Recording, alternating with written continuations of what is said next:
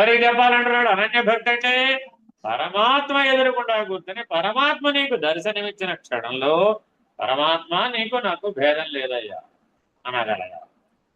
ఎప్పుడట? పరమాత్మ దర్శనం జరుగుతుంది ఒక సందర్భం వచ్చేటప్పటికి.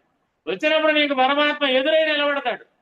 ఎదురై నిలబడ్డ క్షణంలో పరమాత్మ నీకు నాకు భేదం లేదయ్యా అని పరమాత్మతో చెప్పగలగా. ఉందా నీకు ఆ ధైర్యం? ఉంటుంది. ఆ ధైర్యాన్ని ఇచ్చేది భక్తి. భక్తి అంటే ధైర్యం, బలహీనత కాదు. చాలా మంది భక్తి అంటే బలహీనత అనుకుంటారు.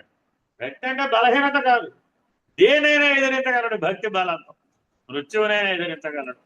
సాక్షాత్తు పరమాత్మ ఎదురుకుండా దర్శనమిస్తే స్వామి నీకు నాకు భేదం లేదు అనగలుగుతాడు.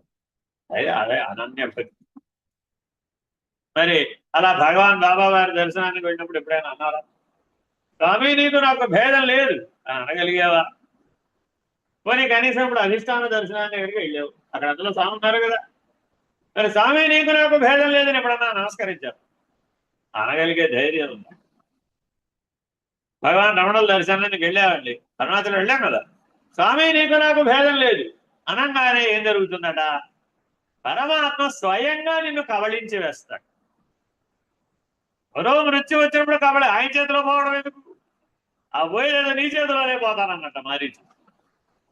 రావణాసురుడు వెళ్తావా వెళ్ళవా, లేకపోతే నేను వేసేనాను. నీ చేతిలో పోయే కంటే రావణుడి చేతిలో పోవడం దాన్ని. నీ చేతిలో పోయి నరకానికి పోవడం, అదేదో రావణుడి చేతిలో పోయాను అనుకో కనీసం మోక్షం అన్నా వస్తుంది అని. మారీచుడు అంతటి వాడు తెలివైన వాడు, రాక్షసుడు.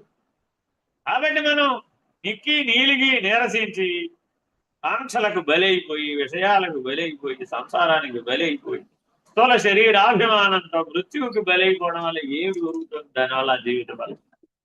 అదేదో పరమాత్మ చేతిలో పోదాం అని అలా తీసి పెట్టడానికి సిద్ధమవుతాడు. అది అనన్య భక్తి.